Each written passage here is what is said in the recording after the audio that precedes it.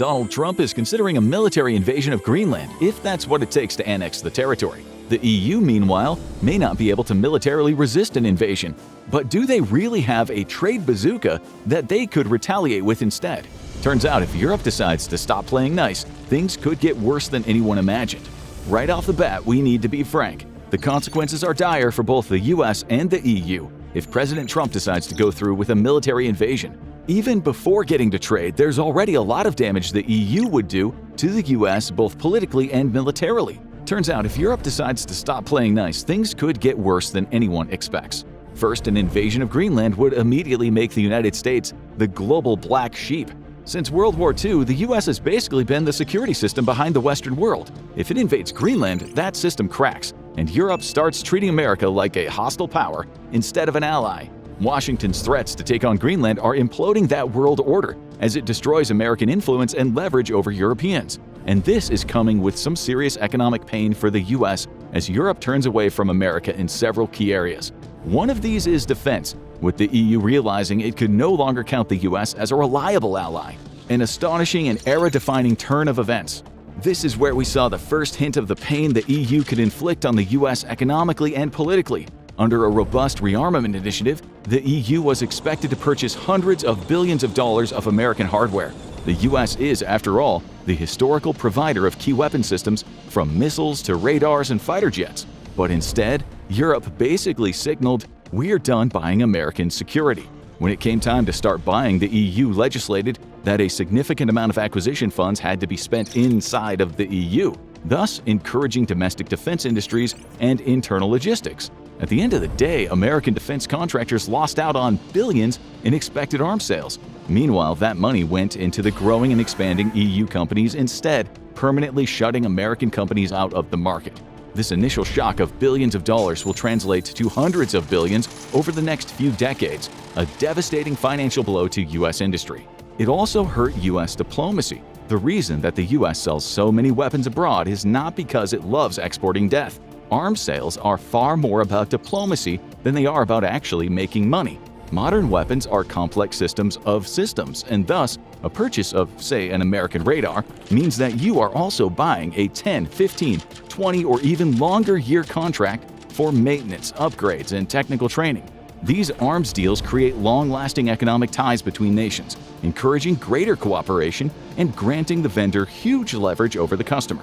So the US didn't just lose hundreds of billions in future revenue, it also lost key diplomatic leverage. With the very serious threats to invade Greenland, though, there is so much more at stake. And this is where it starts to get ugly. Not only is the US on the verge of destroying the most successful alliance in human history, it's also putting into jeopardy the most prosperous trade relationship in history. US and EU trade is valued at over $1.5 trillion, growing by as much as almost 6% in a single year. America's trade with China is not even half of that, valued at $660 billion. This isn't just a lot of trade, it's the biggest trade relationship on Earth. More money moving between partners than at any point in modern history, and a big chunk of it could disappear overnight. Trade between the two biggest trading partners in the world is already suffering due to tariffs. Further aggression could destabilize transatlantic trade, destroying American jobs at home. The US has both a trade deficit and a surplus with the EU. When it comes to physical goods, the US exports about $370 billion, while it imports about $606 billion in return. This trade imbalance has been criticized heavily and even used as evidence that the US tariffs are necessary. But this ignores two important things. First, the US is not a manufacturing power. For decades, companies shifted production abroad to cut costs and boost profits. And the downside was a major loss of domestic factory jobs and long-term damage to the manufacturing labor market.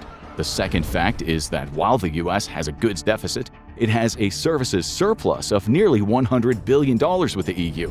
The US, as an information economy, exports more services than physical goods, and here it has a commanding lead over the EU. It would be a greater lead, but the US shot itself in the foot by not adopting the same service and piracy standards that the EU has enshrined by law into key sectors, such as digital services. It goes even deeper than that, though, because both sides have over $5 trillion invested into each other's economies, with European investors floating US businesses or hiring US workers and vice versa. EU exports to the US support an estimated 2.3 million American jobs, while EU companies and investments employ nearly 3.5 million more Americans. It's kinda like an old-fashioned Mexican standoff, with both sides holding a gun to each other's heads. Except this standoff isn't theoretical, both sides already have their fingers on the trigger. To hurt the United States, the EU would likely first turn to its anti-coercion instrument, the so-called trade bazooka, as touted by French President Emmanuel Macron. The ACI is a regulation that entered into force in 2023 and was designed to combat economic and defense policy. The ACI was actually developed in response to trade coercion by China, and now its first use case could very well be the United States, the EU's supposed ally. The goal of the ACI is simple: prevent any foreign nation from coercing an EU member state. During President Trump's first term, he imposed several tariffs on EU goods, which were widely viewed as unjust. Internal debate on how to respond to these tariffs would help form the framework of the ACI. Normally, in order to economically punish a coercive state, the EU would require unanimous consent from its 27-country bloc. The ACI instead allows the EU to impose retaliatory measures with only a majority vote, affecting the entire bloc. That single change is what turns this from a trade dispute into a weapon. It's a powerful instrument of policy that unifies European economic policy. And as the UK has found out, it leaves those outside of its protection out in the cold as the US continues to punish its historical trade partners.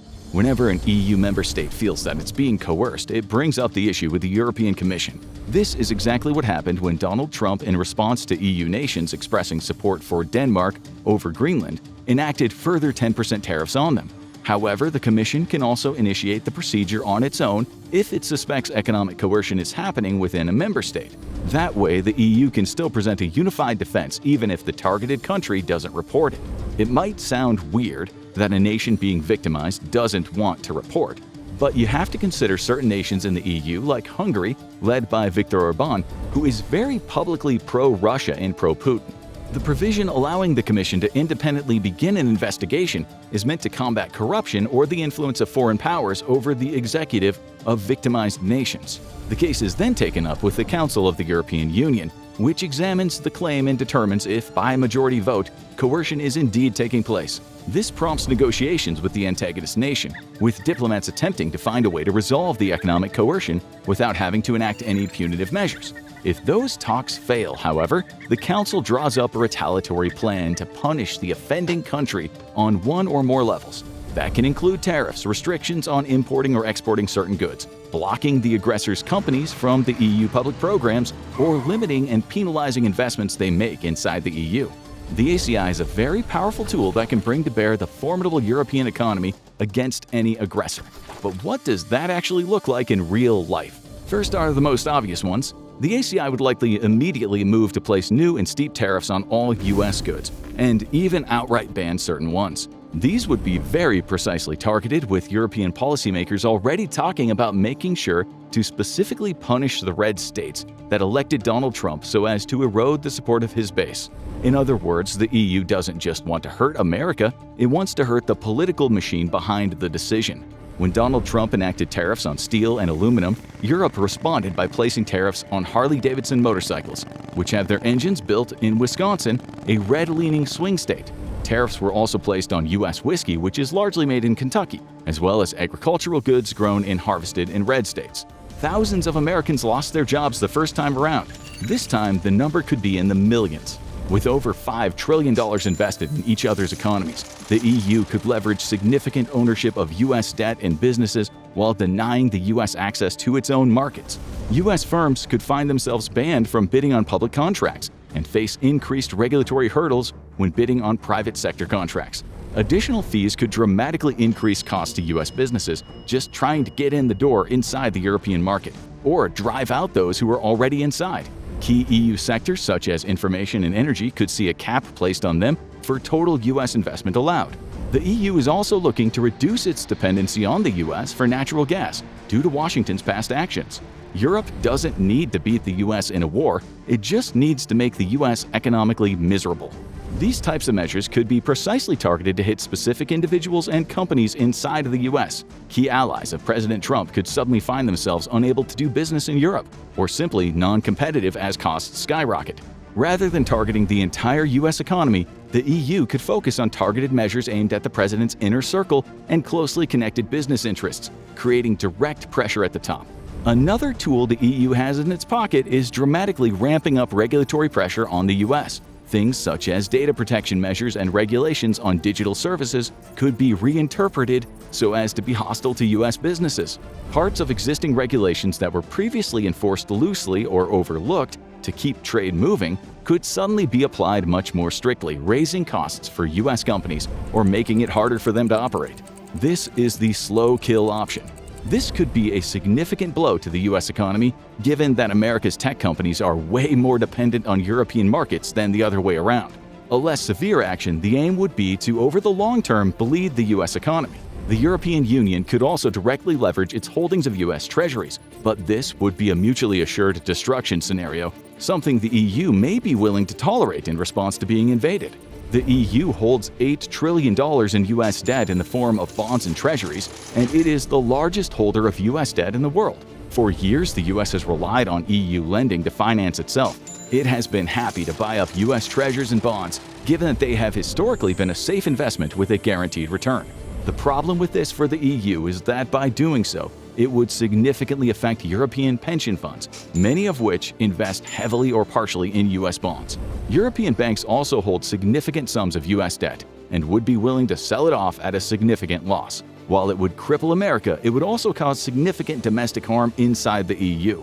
And yet, the Sell America movement is growing in popularity within Europe, with individuals and pension funds already diversifying away from U.S. investments. As they do so, they turn to riskier, often lower-yield alternatives, but they're also slowly eroding the U.S. financial instrument. If the EU were to mobilize at scale, it could send America into a debt crisis that, in turn, would drive away other foreign lenders who no longer consider the U.S. debt to be a safe investment.